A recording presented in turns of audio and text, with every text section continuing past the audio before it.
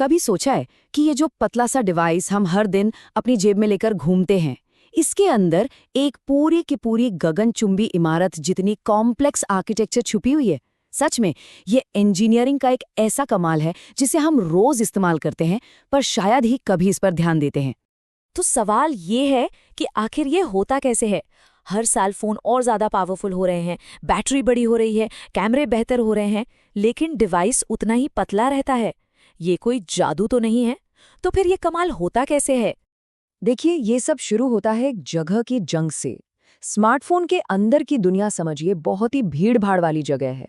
हर एक कंपोनेंट, चाहे वो बैटरी हो, कैमरा हो या प्रोसेसर हो, हर कोई अपनी जगह के लिए लड़ रहा है। यहाँ तो एक-एक मिलीमीटर कीमती है, सोने से भी ज्यादा। और यहीं पर इंजीनियर्स ने एक जबरदस्त आइडिया निकाला। उन्होंने सोचा, भाई अगर हम साइड में नहीं फैल सकते तो क्या हुआ, हम ऊपर की तरफ तो जा सकते हैं, बिल्कुल वैसे ही जैसे किसी छोटे से प्लॉट पर एक ऊंची गगनचुंबी इमारत बना दी जाए। तो चलिए इस रहस्य की पहली परत को खोलते हैं। अब देखिए, जब एक स्मार्टफोन को खोला जाता है तो पहली नजर में एक घना सा सर्किट बोर्ड दिखता है, लेकिन असल में जो दिखता है वो है नहीं। ये एक बहुत ही क्लेवर डिजाइन है जिसे हम सिलिकॉन सैंडविच भी कह सकते हैं। तो इंजीनियर्स ने क्या किया, उन्होंने मेन बोर्ड को दो हिस्सों में तोड़ दिया, दो अलग-अलग बोर्ड्स में। एक बोर्ड वाईफाई और ब्लूटूथ जैसा काम संभालता है और दूसरा प्रोसेसर और मेमोरी जैसा सारा भारी भरकम काम। इसी कमाल के डिजाइन को कहते हैं स्टैक्ड लॉजिक बोर्ड।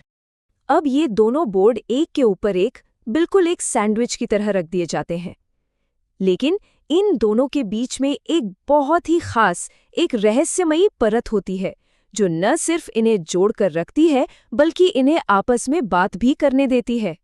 तो सवाल तो यही उठता है ना, कि इस गगनचुंबी इमारत के ये दो अलग अलग फ्लोर, ये दोनों बोर्ड्स आखिर एक दूसरे से बात कैसे करते हैं, एक टीम की तरह काम कैसे करते हैं?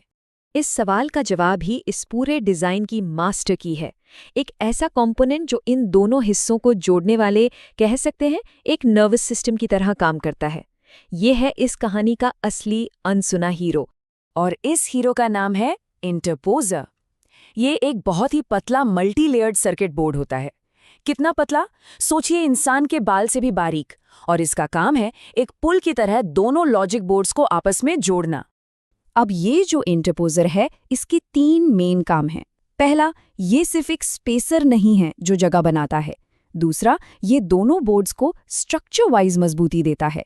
और तीसरा और सबसे जरूरी काम, ये हजारों छोटे छोटे इलेक्ट्रिकल सिग्नल्स को एक बोर्ड से दूसरे बोर्ड तक पहुंचाता है, वो भी माइक्रोन लेवल की एक्यूरेसी के साथ, बिल्कुल किसी शहर के घने नर्वस सिस्टम की तरह। तो इतनी मेहनत की क्यों जाती है? सीधा सा जवाब है, जगह बचाने के लिए। ये डिजाइन उस जगह की जंग को जीतने में मदद करता है ताकि फोन में वो फीचर्स आ सकें जो हम सबको चाहिए। जो भी जगह बचती है उसमें या तो एक बड़ी बैटरी डाल दी जाती है या फिर एक और एडवांस्ड कैमरा सिस्टम। लेकिन जैसा कि होता है, हर कहानी में एक ट्विस्ट होता है। जगह बचाने का ये शानदार तरीका अपने साथ कुछ नई और बड़ी चुनौतियां भी लाता है, क्योंकि देखिए, इंजीनियरिंग में हर चीज की एक कीमत चुकानी पड़ती है। तो इसके फायदे और नुकसान एकदम साफ हैं। फायदा जाहिर है, ढेर सारी जगह बचती है। लेकिन नुकसान, पहला, इसे बनाने का खर्चा बहुत ज्यादा है। दूसरा, और ये सबसे बड़ी समस्या है, हीट यानी गर्मी। जब दो पावरफुल बोर्ड्स को एक साथ पैक कर दिया जाता है तो वो एक छोटे से ओवन की तरह बन जाते हैं। और तीसरा, इसे रिपेयर करना, भाई वो तो लगभग नामुमकिन है। तो इस गर्मी की समस्या का असल दुनिया में क्या मतलब है? इसका मतलब है थर्मल थ्रॉटलिंग। ये वो चीज़ है जब फ़ोन बहुत ज़्यादा गर्म होने पर खुद को नुकसान से बचाने के लिए जानबूझकर स्लो हो जाता है। अगर कभी गेमिंग करते हुए या लंबी वीडियो रिकॉर्ड करते हुए फ़ोन अचानक लैग करने लगा हो, तो बस समझिए कि यही हो रहा था। और रिपेयर वाली बात, ये डिज़ाइन सीधे सीधे राइट टू रिपेयर की बहस से जुड़ जाता है। इस सैंडविच को खोलना और अलग करना इतना मुश्किल और रिस्की है कि अगर एक छोटी सी चीज़ भी खराब हो जाए तो अक्सर पूरा का पूरा बोर्ड ही बदलना पड़ता है, और ये जाहिर है बहुत महंगा पड़ता है। तो इन सब बातों का मतलब क्या है, हम कहाँ जा रहे हैं? देखिए, ये जो इनोवेशन है, ये सिर्फ बोर्ड्स को एक के ऊपर एक रखने तक सीमित नहीं है। ये असल में इलेक्ट्रॉनिक डिज़ाइन में एक बहुत बड़ा शिफ्ट है, 2D से 3D की दुनिया में। तो सबसे बड़ी बात यह है कि अब इनोवेशन फ्लैट डिजाइनिंग में नहीं, बल्कि 3D में सोचने में है, एक एक मिलीमीटर का पूरा पूरा इस्तेमाल करने में है।